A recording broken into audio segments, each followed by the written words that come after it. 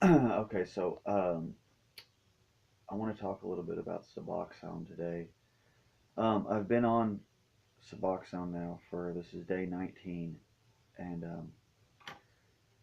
the way that I did it was well. Let me give you my background real quick, just to qualify myself. I've been using opiates for 21 years. I'm 35 years old. The first drug I ever tried was oxycodone. Um, I've been using intravenously for 19 years. I started shooting methadone when I was 16. Um, I had always romanticized it. I liked it. All my heroes were heroin addicts: Lou Reed, Basquiat, Burroughs, Poe, people like that. Maynard James Keenan.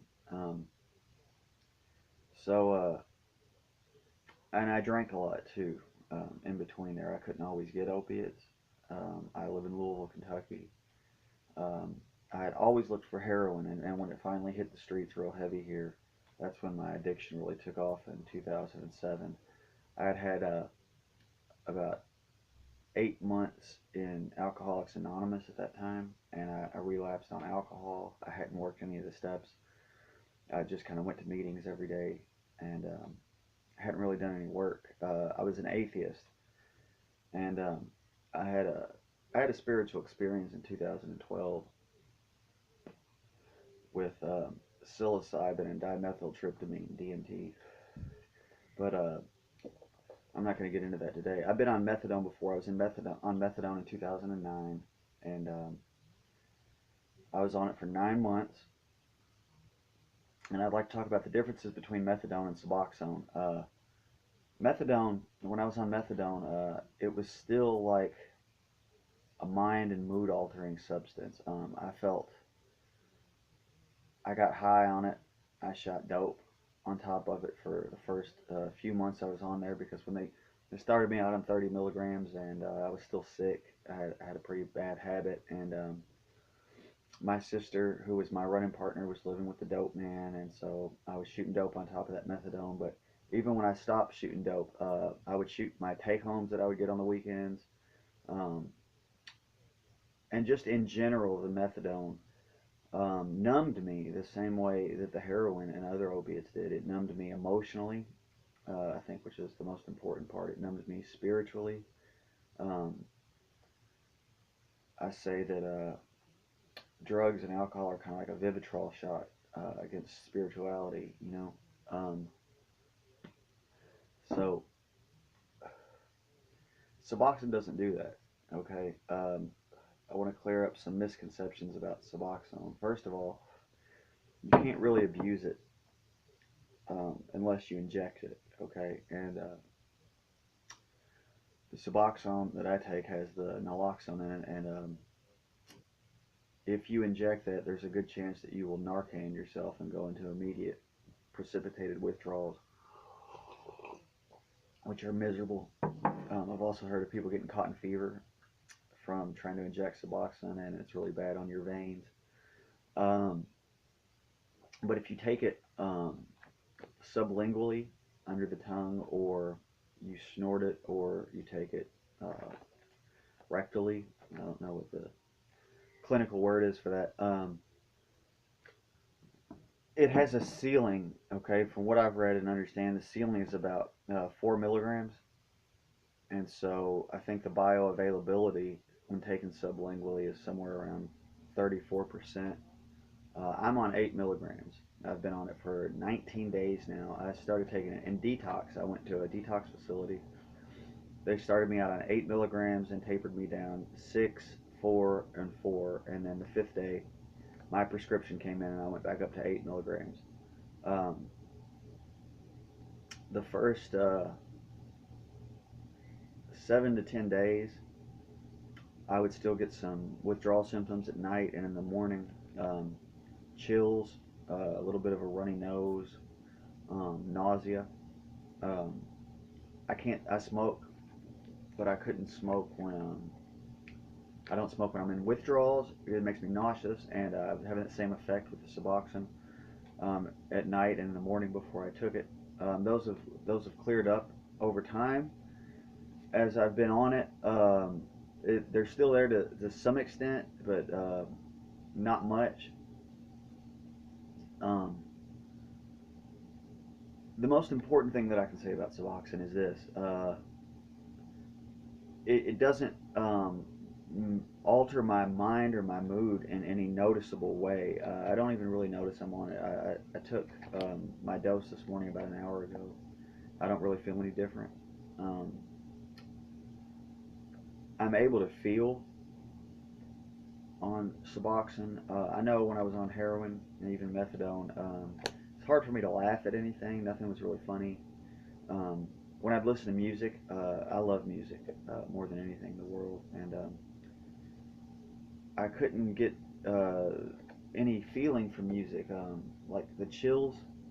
Music gives me chills. Even music I listen to for the first time, even music without lyrics. I cut my teeth on classical music, so music will give me chills. It'll make me feel something, and I couldn't feel that on drugs and alcohol. It numbed me. That's why I used it. But on Suboxone, I feel everything. It's only a partial agonist. I don't really know what that means, to be honest with you.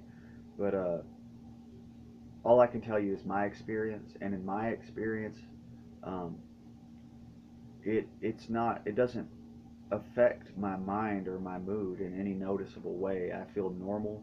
I'll tell you this. I feel fear and pain, guilt. Things are coming back to me more and more each day. I get more emotions back, and it's allowed me to go through recovery this time. So the way my program works is I go to outpatient treatment 3 times a week for 3 hours. That consists of one 1 hour class, a 30-minute break, and then an hour and a half group therapy session. Okay, and that's been extremely helpful for me. I was diagnosed as schizoid antisocial personality disorder and dysthymia, which is a type of chronic depression, when I was a teenager, 14. I didn't go to high school. I homeschooled myself. Um, so, being in groups is real difficult for me, and going to AA meetings and talking to people is very difficult for me. I don't like it. I used to be a nihilistic misanthrope when I was younger, but that's not really what it was. What it was is I really wanted to fit in with people, and I wanted people to like me, but I didn't like myself. And so I'm going through the program of Alcoholics Anonymous again, which I'd been through before. And the first time I didn't hear anything that I'm hearing now. It's totally different. And, I used to be an atheist. And like I said, I was lucky enough to have a profound and sudden spiritual experience in 2012, but that didn't keep me sober. Um, but it did change my life and my personality, and it taught me to love others and to have that faith in a higher power. I'm a Taoist, so I say Tao for lack of a better word of what to call it. Um, it says that in the Tao Te Ching that the name that can be named is not the real name. So for lack of a better word, we call it Tao. So that's irrelevant. I tell you, one of the things that helped me the most was Sam Harris's book, Waking Up, A Guide to Spirituality Without Religion. And even in detox this time, listening to them guys come in from the meetings and people in recovery, and what they taught me was spirituality is an action word. It's not based on belief. It's based on action. And it's about what you do. And before, I have a high IQ, especially a verbal IQ, so I think that I can learn things, and I've always done things a different way, and it didn't work for me. So you have to put some action behind what you do. It's like the faith without works is dead kind of thing. Um, that's a lot of what A Perfect Circle's new album is about, by the way. Not to get off track, but so I'm going to meetings every day, at least a meeting a day, in addition to the outpatient treatment. I've got a sponsor. He's been on vacation, but he's supposed to be back today or someday. I want to start working the steps, right? And I really am just taking this one day at a time. I listen to a lot of Alan Watts lectures about staying in the moment and not letting your past and your future overwhelm you. And I have a routine. I wake up in the morning. I drink a cup of coffee. Um, well, first of all, I wake up in the morning and I pray. I get some coffee, take my medicine, um, and that reminds me I forgot to take my omeprazole. But anyway, um, what else do I do? Qigong or yoga every day, meditation. I read my daily reflection. Okay, the daily reflections from AA. I try to think on that a little bit. I don't get up in the morning and get straight on my computer device. um, I have some time to just sit and think. I'll lay in bed and think for a while. I get up. I like to get up and look out the window at the trees and the birds. Um, I just slow down, man. I slow down today. You know, I just really slow down. And the Suboxone has been a miracle for me. I never thought I would make it this far. I thought for sure that I would end up dead. Um, the most important thing that I want to get out of this specific video is that the Suboxone won't work on its own. You know, after I got off, I was on methadone for 9 months, and after I got off of it, I was the first year I would drink a little half pint and smoke a joint maybe 3 times a week, and play a lot of fucking video games, man. I played a lot of Battlefield, Bad Company 2, and Street Fighter 4 online, and got really good at those, and played in some leagues and stuff, and that was just my new obsession. I just replaced the drugs with something else, and I wasn't growing along spiritual lines. And even a year into that, I quit drinking and smoking pot, and you know, I was just waiting to relapse one day, and nothing bad happened really. I had a job and a lot of money for me. I had a few $1,000s in cash, um, and it didn't work for me, you know. And so what I'm doing this time that works for me is this: I'm doing the exact opposite of anything that I think that I want to do or don't want to do. Um, Jordan Peterson said something that really has helped me almost more than anything in this process, and that's talking about how in addiction we um, start to develop things, behaviors that lead up to our using. For example, if you lie to your mom and tell her I'm going to hang out with some friends, but really you're going to get high, um, then lying becomes a part of your addiction. You know, it becomes a step in that process, and it physically changes your brain. And so all those steps in that process of the deceitful behavior and manipulation and um, getting around rules, you know, sneaking around, trying to be clever, um, hustling money, hustling people, all of those types of things, man. All those behaviors lead down to that road, and once you get on that path, there's some momentum behind that, and we have to build a new path. So I know that when I get into those old patterns of thinking, that I immediately need to do something else, and that's what I'm most grateful to Suboxone for, is that I can feel that pain and fear and anxiety that I couldn't feel on methadone, and it stops me from doing things that I shouldn't do, and it pushes me forward, because you know, through pain is growth. We grow from pain. It's like the Jungian thing, the shadow, or you know, like that Tool song 46 and 2. That's how we evolve, man. And so I know when something's painful for me, um, it's something that I need to do. You know, it's still hard for me to call my sponsor. I call my sponsor and 2 other guys every day, and as far as being on Suboxone and being in recovery, I told my sponsor up front um, that I was on Suboxone, and he said that that was okay, that he would work the steps with me, which is all you need a sponsor for. That's their only job, is to work the steps with you. That's it, and that's all I need. And some humility and willingness. And so I've just humbled myself before this program.